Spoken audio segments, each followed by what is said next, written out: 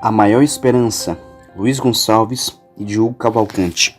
Capítulo 6, Onda Global. Em apenas um minuto, pessoas em todo o mundo assistem a 4 milhões de vídeos no YouTube e faz mais de 460 mil postagens no Twitter. Na mesma fração de tempo, usuários compartilham cerca de 530 mil fotos no Snapchat e outras 50 mil no Instagram. Simultaneamente, são feitas 18 milhões de consultas sobre o clima e mais de 3,6 milhões de pesquisas no Google, enquanto 46 mil usuários do Uber solicitam uma corrida. Também são enviados 103 milhões de e-mails de spam e a Amazon, a maior varejista da internet, fatura mais de 260 milhões de dólares. Tudo isso em apenas 60 segundos. Agora pense em um dia inteiro, com seus 1.440 minutos. É quase impossível conceber mentalmente o valor da informação gerada e movimentada em apenas 24 horas, algo em torno de 2,5 quintilhões de bytes, ou colocando em números 2 quintilhões, 500 quadrilhões e um conjunto de mais 15 zeros em diante. São quantidades tão exageradas, com tantos zeros, dados e dólares em movimento, que não conseguimos pegá-los no ar, juntar tudo e formar um quadro minimamente compreensível. É uma massa extraordinária, veloz e instável, ricocheteando por todo o globo.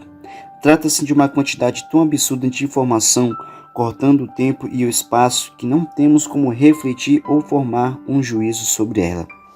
Com mais da metade da população mundial conectada à internet em centenas de milhões se integrando à rede mundial de computadores a cada ano, esse número não para de crescer. Recebemos e geramos informações como nunca. Basta considerar que 90% dos dados existentes hoje foram produzidos nos últimos 2 anos da história humana. Para se ter uma ideia, somente a morte do leão Cécio, no longínquo Zimbábue, foram escritos 3,2 milhões de artigos jornalísticos. Vivemos na era da informação, e para ser bem-sucedido na vida é preciso estar bem informado e saber navegar com segurança no agitado oceano digital. Como vimos no capítulo 3, as fake news são uma grave ameaça aos países e qualquer pessoa. Mas o desafio não é somente esse. Estamos sendo monitorados constantemente por grandes corporações que mapeiam e armazenam todas as pequenas informações sobre nossa vida.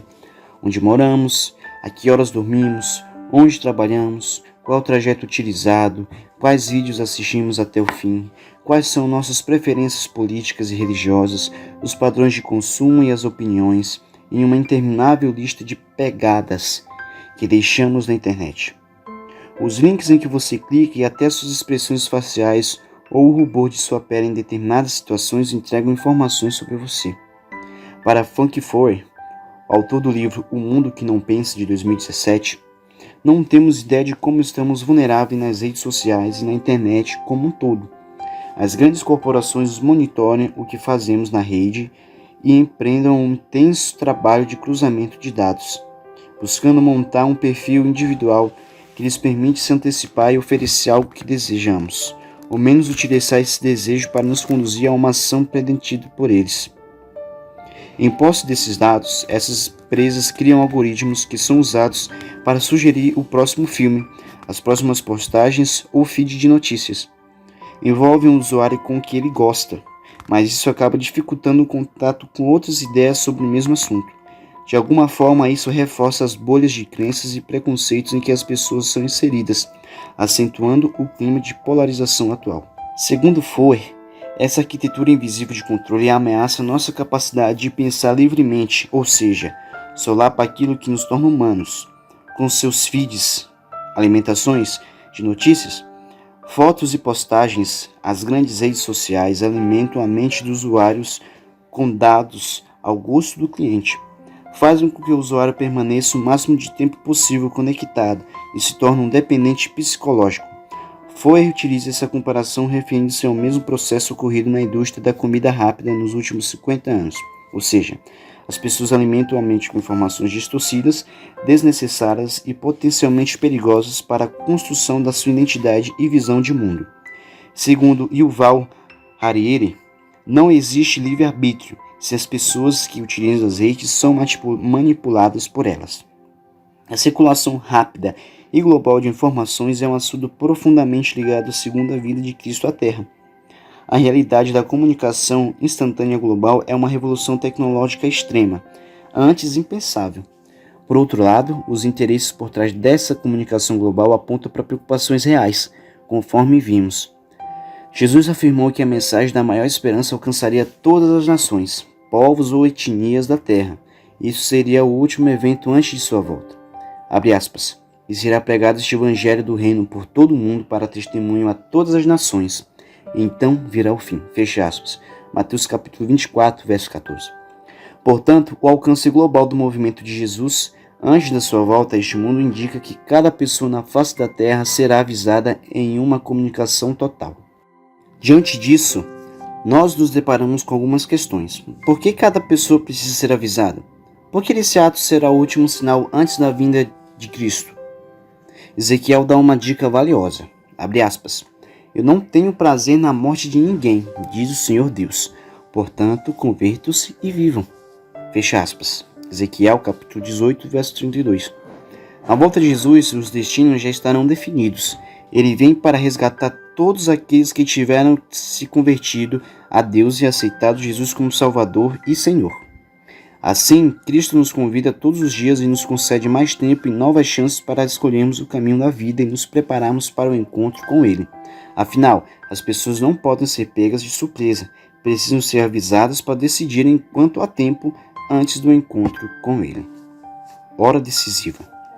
Não podemos brincar com nosso destino, nem podemos ignorar nossas fragilidades. Temos que nos antecipar às crises. Não sabemos se estaremos vivos amanhã, nem mesmo daqui a 5 minutos.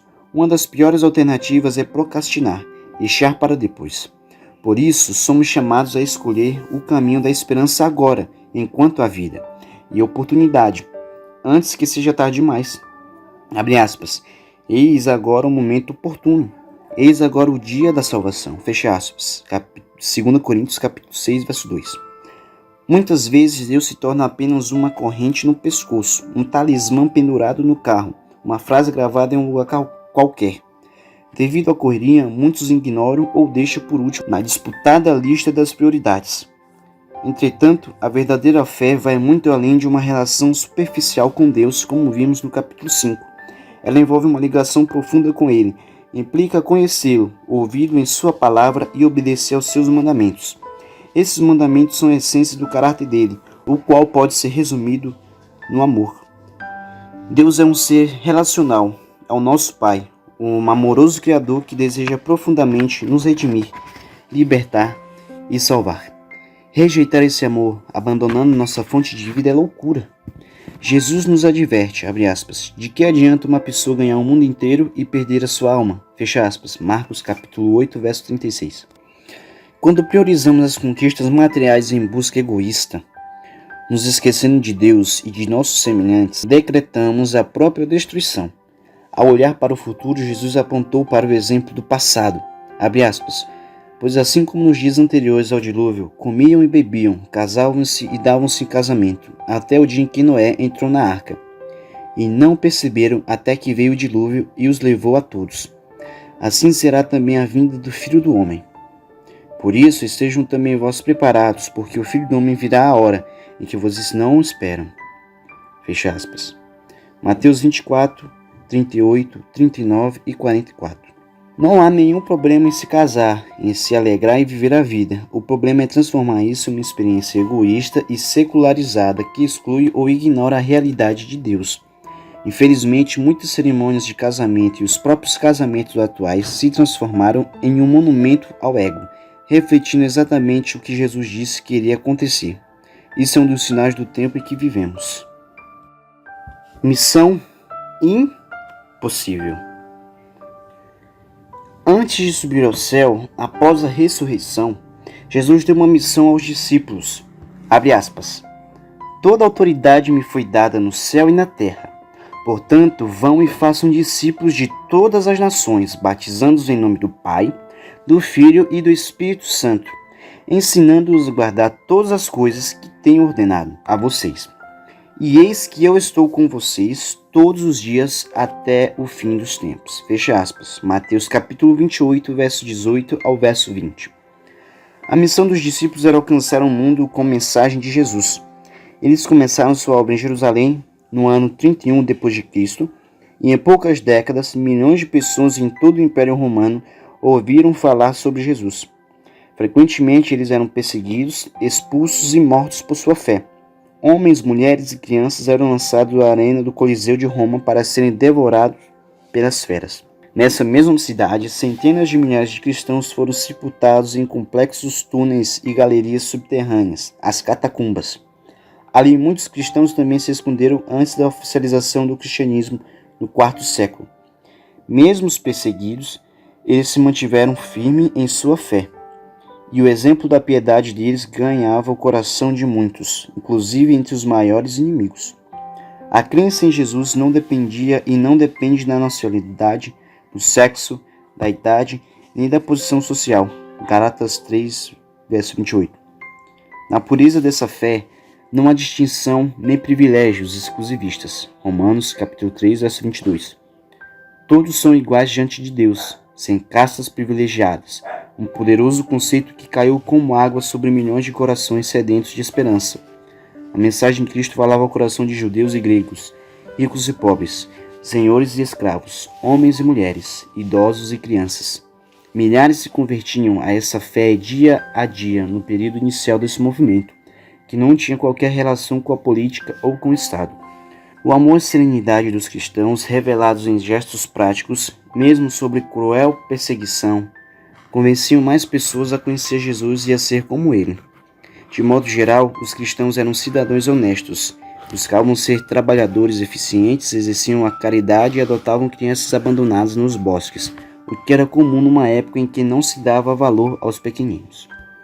Naquele tempo, também havia condições muito favoráveis à comunicação, dentre elas, a livre navegação pelo mar Mediterrâneo, uma língua internacional, o grego, e mais de 80 mil quilômetros de estradas, que permitiam um transporte rápido por terra e o envio mais seguro de correspondências. Ou seja, as condições do mundo na época eram favoráveis a internacionalizações da fé em Jesus Cristo.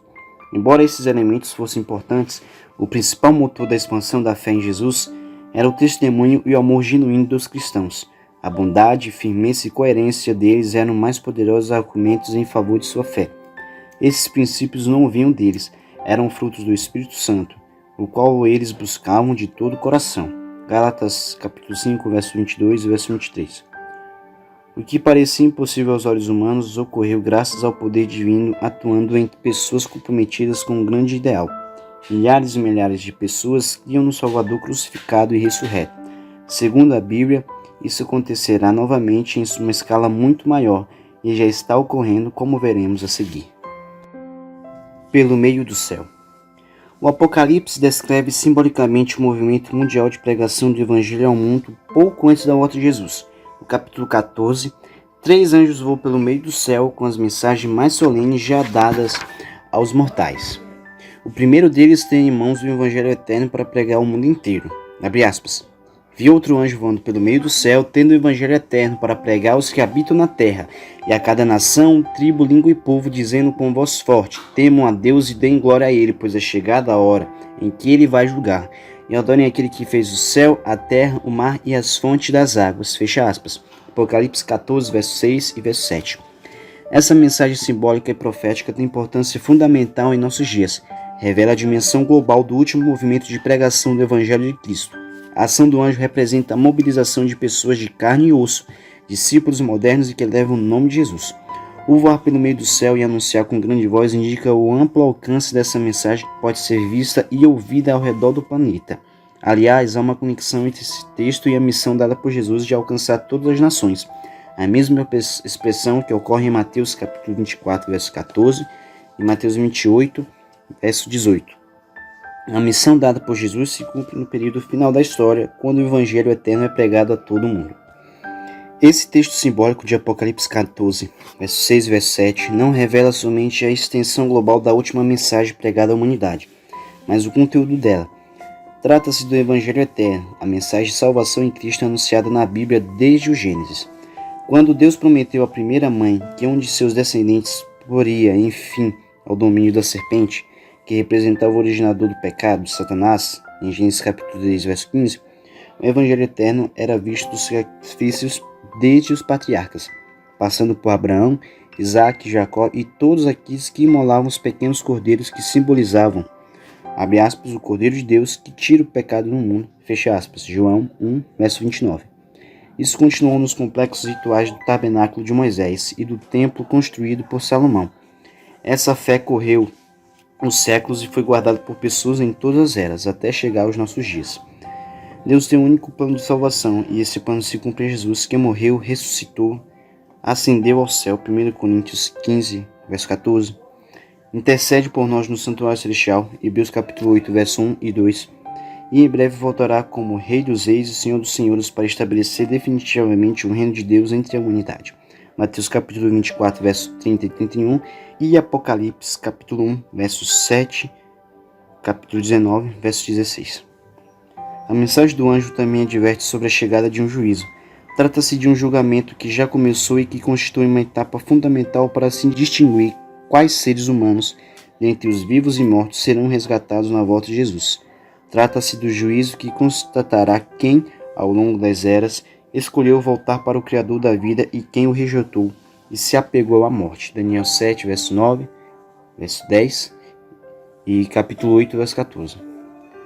Para nós, que vivemos no período mais próximo da segunda vinda, essa mensagem tem importância crucial. A cada dia, com nossos pensamentos, palavras e ações, estamos decidindo individualmente nosso destino. Essa mensagem chama todas as pessoas a adorar, em abre aspas, aquele que fez o céu, a terra, o mar e as fontes das águas, fecha aspas, Apocalipse 14, verso 17. Ou seja, conclama o mundo a adorar o Criador.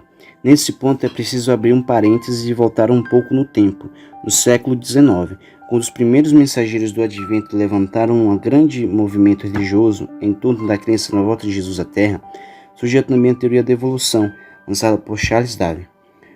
No século XX, o evolucionismo já dominava o debate e o espaço público, conquistando o status de fato comprovado em livros didáticos, revistas e programas de TV. Realmente é possível constatar que existem microevoluções que levam a variações genéticas dentro de cada espécie e estas prevalecem conforme sejam mais aptas para as condições do ambiente, conforme o próprio Darwin observou. Contudo, até hoje não se descobriu nenhum fóssil intermediário entre espécies e reinos animais, de anfíbios para répteis, por exemplo, que comprovasse essa teoria. Pelo contrário, o registro fóssil aponta para o aparecimento simultâneo de todas as espécies, expansão cambriana. O que isso sugere a você? Apesar das fragilidades mortais do evolucionismo, que não são contadas nos livros didáticos nem nos documentários de TV, essa teoria domina o ensino público. Ao mesmo tempo, a crença no Criador tem sido ridicularizada. Porém, muitas pessoas não se dão conta de que é preciso muito mais fé para crer na vida surgindo dos minerais do que acreditar em um design inteligente para a existência da vida no planeta. Ninguém é obrigado a crer no Criador, mas a mensagem do primeiro anjo apela para que o mundo conheça, encontre vida nele e seja salvo. Há ainda mais um detalhe fundamental nesse convite para adorar o Criador. O palavreado remete a um dos 10 mandamentos da lei eterna de Deus. Somos chamados a adorar aquele que fez o céu, a terra, o mar e as fontes das águas. E essas palavras são unicamente no texto do 4º mandamento, que também chama as pessoas a adorar o Criador. Abre aspas. Lembre-se do dia de sábado para o santificar. Durante 6 dias você pode trabalhar e fazer toda a sua obra, mas o 7º dia é o sábado dedicado ao Senhor seu Deus. Não faça nenhum trabalho nesse dia, nem você, nem seu filho, nem sua filha, nem seu servo, nem sua serva, nem seu animal, nem o estrangeiro das suas portas para dentro. Porque em 6 dias o Senhor fez os céus, a terra, o mar e tudo que neles há. E ao 7º dia descansou. Por isso o Senhor abençoou o dia de sábado e santificou. Fecha aspas. Êxodo capítulo 20, verso 8 ao verso 11. Perceba a repetição das palavras e o tema que é encontrado somente no mandamento da observância do 7º dia da semana, o sábado, palavra que carrega o sentido original de descanso em português e na língua hebraica, sabat, bem como em mais 70 línguas. Note a semelhança nesses exemplos. Em árabe, sabat, armênio, sabat, grego, sábato, indonésio, sábato, italiano, sabato, russo, subota, sudanês, sapto, sânscrito, Shanivar, persa, Shambi, dia do sábado, turco, Yom Esap, javanês, Saptoé. Essa etimologia do sábado é encontrada em praticamente toda a América Latina e em todos os continentes, incluindo os lugares mais distantes e isolados como a Polinésia e o Extremo Oriente. Entre toda a humanidade há uma memória linguística antiga compartilhada de que o sétimo dia é o dia de descanso, o que aponta para o reconhecimento de Deus como Criador.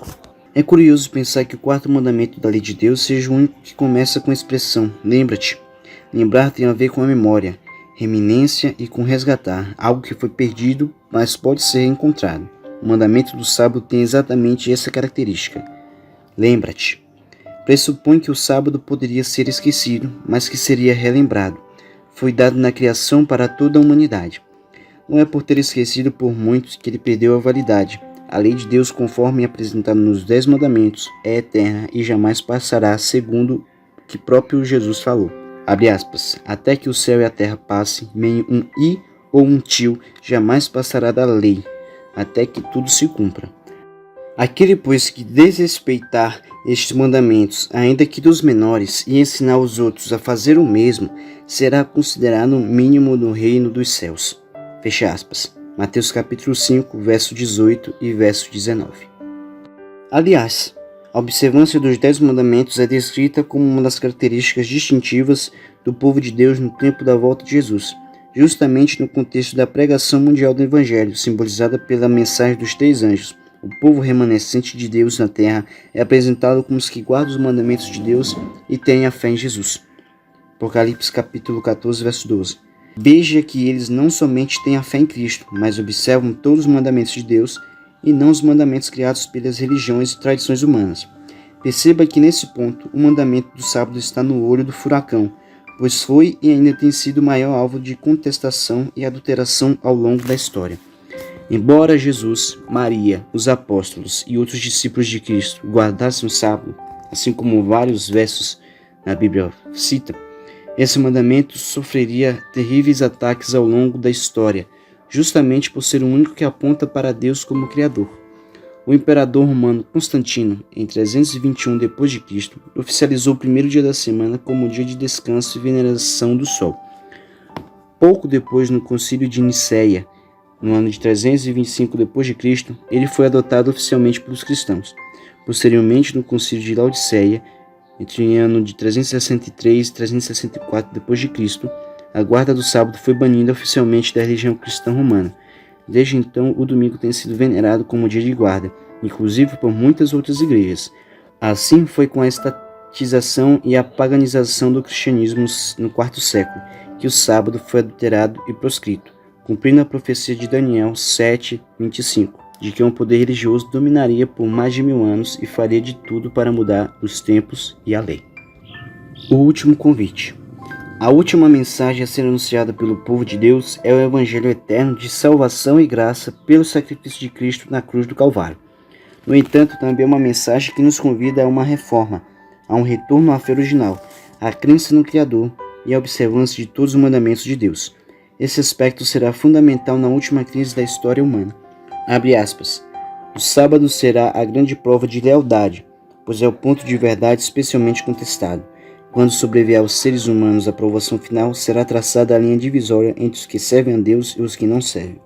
Ao passo de que a observância do falso sábado, de acordo com a lei do Estado, de forma contrária ao quarto mandamento, será uma declaração de fidelidade ao poder que está em oposição a Deus.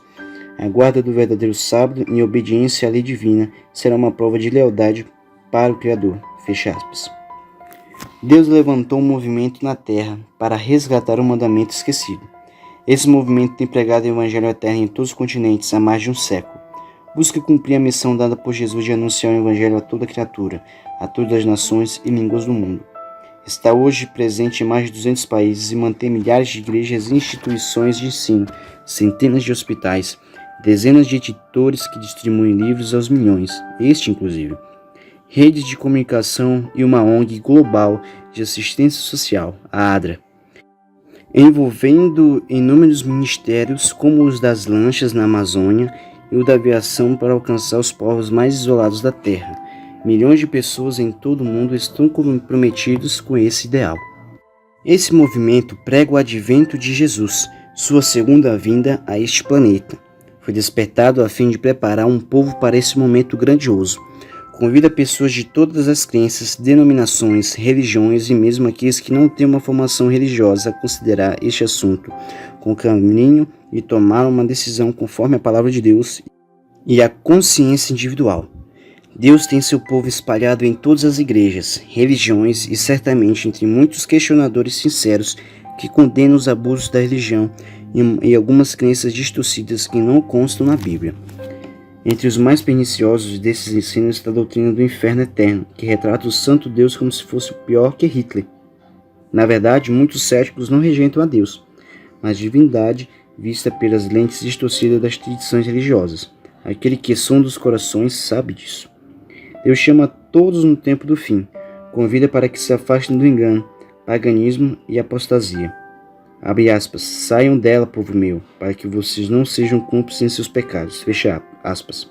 Apocalipse capítulo 18, verso 4. Mais uma vez, pessoas de todas as origens, classes sociais, línguas e culturas estão sendo chamadas a fim de se prepararem para o encontro com Cristo. Muitos estão buscando a Deus com todo o coração e orando por um poderoso reavivamento que traga de volta o verdadeiro amor e fidelidade que os cristãos tiveram no início do movimento de Jesus. Essas orações já estão sendo respondidas e Deus tem realizado coisas extraordinárias ao redor do mundo. Milagres genuínos, sonhos e outros acontecimentos inusitados têm despertado muitas pessoas para estudar a Bíblia e conhecer o Salvador. O Evangelho eterno já está sendo pregado em todo o mundo. Assim como as estradas humanas do primeiro século, as tecnologias de comunicação permitem que o testemunho de Jesus alcance rapidamente pessoas de todas as línguas e povos. Enquanto muitos se entregam aos prazeres, outros abraçam o chamado divino e dedicam sua vida a Deus. Encontram o verdadeiro sentido ao aceitar o desafio da missão que Jesus também lhes confia. Entregam-se de coração à tarefa de anunciar a última mensagem de graça e salvação aos vizinhos, amigos e parentes. Compartilham o pão e a água da vida e sentem-se felizes por experimentar isso. São discípulos modernos que anunciam a segunda vinda de Cristo, assim como os apóstolos anunciavam sua ressurreição. Nos caminhos da história humana, Deus permitiu que chegássemos a uma época em que mais do que nunca é possível falar ao mundo. Não importa quem você seja, sua voz pode ser ouvida, mas acima de tudo, lembre-se de que as ações práticas falam mais alto. O exemplo silencioso de um amor cristalino, desprendido, que não quer chamar a atenção para si, é o testemunho irresistível de um coração transformado pelo amor de Deus. As pessoas querem encontrar a paz, ter esperança e a verdadeira felicidade. A boa notícia é que isso está à nossa disposição agora. Você é convidado a encontrar respostas em um lugar especial. Visite uma igreja adventista do sétimo dia perto de você. Volte para Deus, afaste-se daquilo que não é bom e una-se ao movimento que está empenhado em falar ao mundo. Amém.